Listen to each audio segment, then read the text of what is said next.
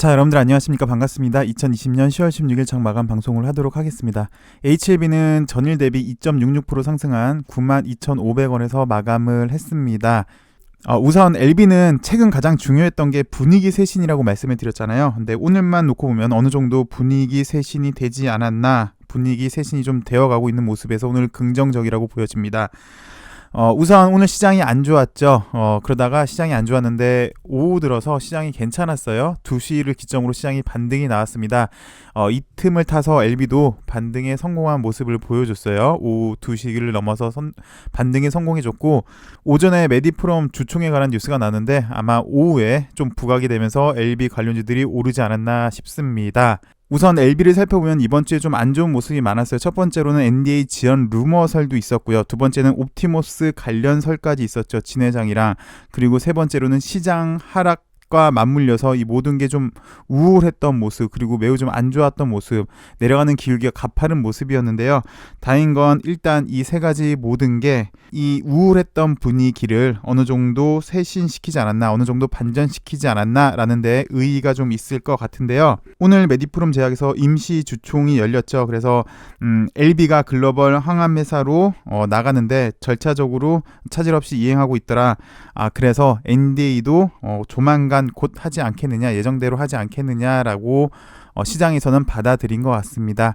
LB는 잠시 후에 살펴보도록 하고요. 먼저 시장부터 살펴보도록 하겠습니다. 보시는 게 코스닥 지수인데요. 코스닥 지수는 이번 주 내내 파란색 음봉이었습니다. 그리고 수, 목, 금 이렇게 크게 음봉 3개를 맞으면서 어느새 직전 저점을 위협하려고 하는 모습인데, 최악의 경우는 지수는 한 번 더 빠질 수 있다고 보여집니다. 왜냐하면 글로벌 상황이 그렇게 녹록한 것 같지가 않아요. 첫 번째로는 미국 대선 불확실성이 있겠죠. 미국 경기 부양책이 아마 대선 이후로 넘어갈 것 같다라는 게 일단 시장에서 악재로 보여지고 있고, 이보다 더 큰 게 일단 글로벌적으로 보시면 코로나 확진자 수가 주춤하고 있지 않습니다. 영국도 봉쇄령을 내렸고, 프랑스도 통행 금지를 내렸고, 미국도 1일 확진자가 6만 명에 이르면서 좀 안 좋은 상황이어서 코로나 확진자가 일단 좀 줄어야 될 것 같고요. 또 오늘만 놓고 보시면 WHO에서 렘데시비르가 코로나에 별로 효과가 없다더라. 그래서 이번 주에 존슨앤존슨도 임상을 중단을 했고요. 백신이랑 치료제가 좀 더 늦게 나오지 않을까. 그래서 코로나에 대한 우려가 좀 있는 게 사실인 것 같습니다. 그럼에도 불구하고 곧 아마 백신 그리고 치료제가 나올 걸로 예상이 되고요. 그나마 다행인 게 사노피에서는 올해 코로나 백신을 연내 임상을 하겠다는 그런 소식도 있습니다. 크게 보시면 이것도 결국은 코로나도 잡히지 않겠습니까? 근데 지금 당장은 좀 힘든 모습. 여하튼 코스닥을 좀 보시면 여기 바로 직전 저점을 여기 터치를 할지가 관건인데, 이렇게 어저께부터 계속 밑꼬리가 달리는 게 그나마 약간 긍정적이긴 합니다. 게다가 우리나라 시장만 글로벌 시장이랑 비교해 본다면 우리나라 시장이 약간 더 과도하게 빠진 모습이 이제 어느 정도 그래도 다음 주 초반에는 기술적 반등은 나오지 않을까 싶고요. 그 다음에 중요한 거는 주도주가 나오느냐의 문제인 것 같습니다. 이렇게 간단하게 시장을 살펴봤고요. 곧장 LB를 살펴보도록 하겠습니다. 오늘 메디포럼 제약에서는 임시 주총이 있었죠. 그 이전에 LB가 메디포럼 제약을 어떻게 인수를 하는지 한번 간단하게 살펴보도록 할게요. 9월 1일이었죠. LB가 메디포럼 제약을 인수를 했습니다. L생이 약 140억 규모의 메디포럼 제약의 제3자 배정 유상증자에 참여해서 지분이 약 17.2%가 되었고요. 그다음에 LB도 100억 원을 취득을 했죠. 그 말고도 진 회장도 약 26억을 납입해서 약 3.2%의 지분을 획득하게 됐습니다. LB그룹이 메디포럼 제약의 인수는 글로벌 바이오 제약사로 성장하기 위한 전략적인 판단으로 해석이 됐죠. 리보세라님이 본격 상업화 된다면 처음에는 외주를 줄 걸로 예상이 됐는데, 수익성 극대를 위해서 회사 내, 계열사 내에 자체 생산 필요했었죠. 그래서 L생이 재작년에 유상증자를 한 거였고요. 그래서 메디포럼 제약을 인수를 해왔습니다. 글로벌 바이오 제약으로 성장하기 위한 전략적 한수였고요. 왜냐? 그전에는 제약 설비 시설이 없었기 때문에요. 리보세라닙 그리고 이민요믹의 뇌종양 치료제가 상업화가 임박했다. 그래서 빨리 제약사 인수를 추진을 했고, 검토한 끝에 메디포럼 제약을 인수를 했는데, 결국은 메디포럼 제약의 인수의 의미는 뭐냐? 상업화가 임박을 했다더라.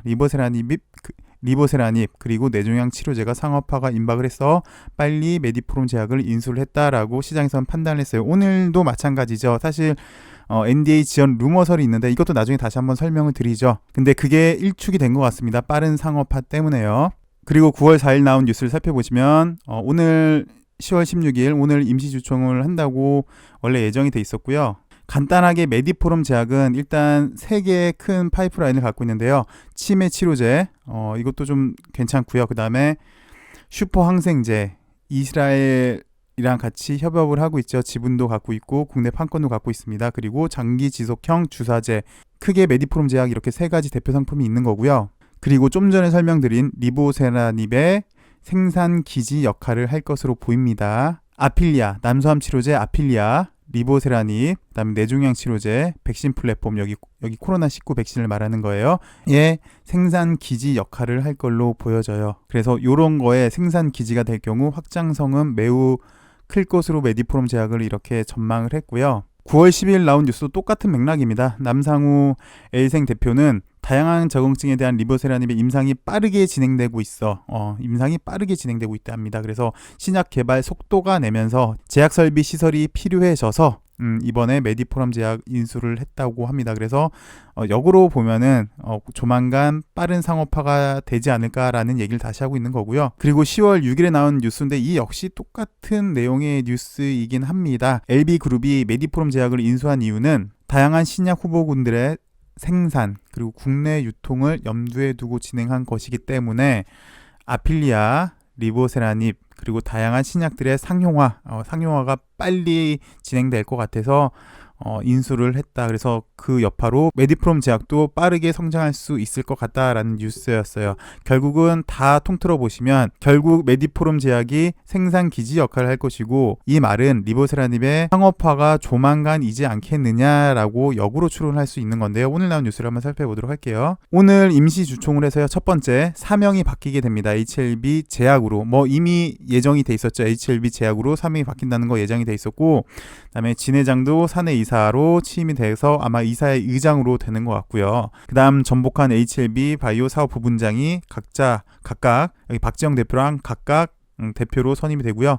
신약 개발, 그 다음에 시너지 효과를 기대를 한다는 내용입니다. 일단 오늘 주총에서 사명이 HLB 제약으로 변경이 되고요. 사내 이사로는 진양곤 HLB 회장, 그 다음에 남상우 HLB 생명과학 대표, 그 다음에 전복한 HLB 바이오 사업 총괄 사장, 그 다음 장인근 HLB 바이오 사업 지원 부분장이 사내 이사로 신규 선임됐고요. 그 다음에 전복한 사장은 박지영 대표와 각자 대표를 맡게 되었습니다. 메디포럼 제약의 대표 상품은 좀 전에 설명드렸지만 장기 지속형 주사제, 항생제, 그 다음에 치매 치료제가 있지요. 이번에 LB가 메디포럼 제약을 그룹에 편입시켜서 제조시설, 영업 마케팅, 생산 기지 역할을 한다라는 거고요.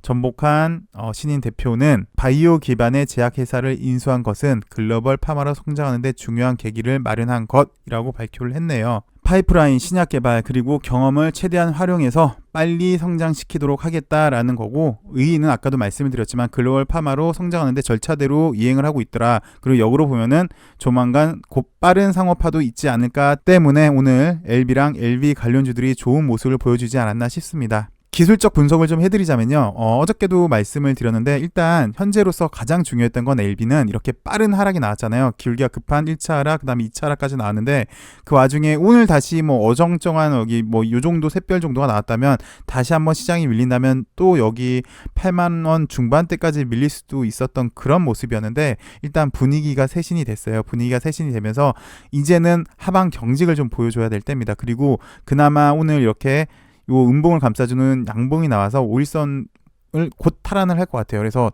하방 경직이 일단 나와줘야 되는 거고 하방 경직이 나오고 자리를 좀 잡아주고 그러면서 분위기 봐서 재차 상승을 노려봐야 되는 단계로 보여지는데요.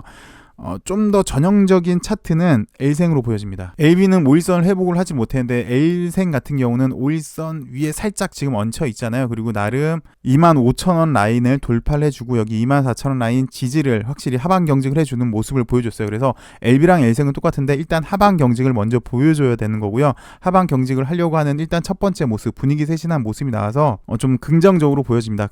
여하튼 어쨌든 간에 하방 경직이 나와주고 그 다음에 이런 자리라도 좀 마련해 줘야 되는 그런 단계에 있는 것 같아요. 분위기 쇄신했다는 데는 상당히 의미가 있어 보이고요. 메디포럼 제약 같은 경우는 글쎄 예전의 경우를 살펴보시면 이렇게 사명을 변경한 다음에 한 번 더 점프하는 경우가 있었어요. 이렇게 시세에 분출되는 경우도 있었는데 메디포럼 제약도 그렇게 될지는 좀 봐야 될 것 같습니다. 그리고 예전에도 이렇게 차트 설명드리면서 패턴 조합을 몇 번 말씀을 드렸던 것 같아요. 왜 유유 패턴을 말씀드렸던 적이 있었던 것 같은데, 이렇게 유유 패턴 일반적으로 이렇게 돌릴 때 이렇게 밑꼬리 두 번 달릴 때 이렇게 올라가는 패턴이 있긴 있거든요. 그래서 메디포럼 제약도 사명도 이제 확실히 이제 바뀐다면 HLB 제약으로 이제 바뀌고 또 이런 패턴이 나와서 재차 2차 파동이 나올지는 좀 봐야 될 것 같아요. 근데 제가 궁금한 거는 과연 메디포럼 제약 혼자 갈 수 있는지가 좀 궁금하네요. LB 관련주의 중심인 LB, L생이 못 가는데 메디포럼 제약, 그러니까 HLB 제약이 혼자 갈 수 있을지는 약간 의문이긴 한데, 또 역으로 생각해보면 만약이라도 HLB 제약이 올라가 준다면 LB그룹 관련주도 올라갈 수 있지 않을까. 왜냐하면 요 당시 때도 사실 메디포럼 제약 인수하고도 한번 시세 분출이 이렇게 나왔거든요. 근데 그때는 그 당시 때도 사실 메디포럼 제약이 뭐 가장 먼저 치고 올라가긴 했죠. 그래서 얘가 메디포럼 HLB 제약이 이끌어줘서 LB를 이끌어줄지 또 한번 보셔야 되는 단계이지 않나. 이 역시 약간 키포인트이지 않나라는 생각이 듭니다. 정리해드리자면 이번 주에 이렇게 힘든 한 주였고, 제일 먼저 필요했던 건 분위기 쇄신이 필요했죠. NDA 지연 루머설 때문에 사실 우리들도 좀 많이 어수선했습니다. 분위기도 어수선해. 그리고 또 그 와중에 현재 정치권에서 가장 시끄러운 뉴스죠. 옵티머스 관련이 가장 한 뉴스인데, 이게 괜히 또 우리 회사랑 연관돼서 안 좋지 않을까라고 생각이 들어서 상당히 좀 많이 우울했는데, 분위기 쇄신했다는 데는 좀 많이 의미가 있는 것 같고요. 그다음에 어찌되었건 LB가 글로벌 빅파마로 가기 위해서 한 단계씩 나간다는데 의미가 있어 보입니다. 앞으로도 계속해서 한 단계씩 밟아가길 바라는 LB가 되길 바라겠습니다.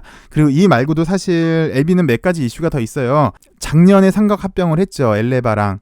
그래서 엘레바한테 제3자 배정 유상증자를 했고, 그 물량이 보유예수에 있다가 이제 11월 달 되면은 그 보유예수 물량이 풀리는데, 여기에 대해서 한 번 더 생각을 해보셔야 될 것 같고요.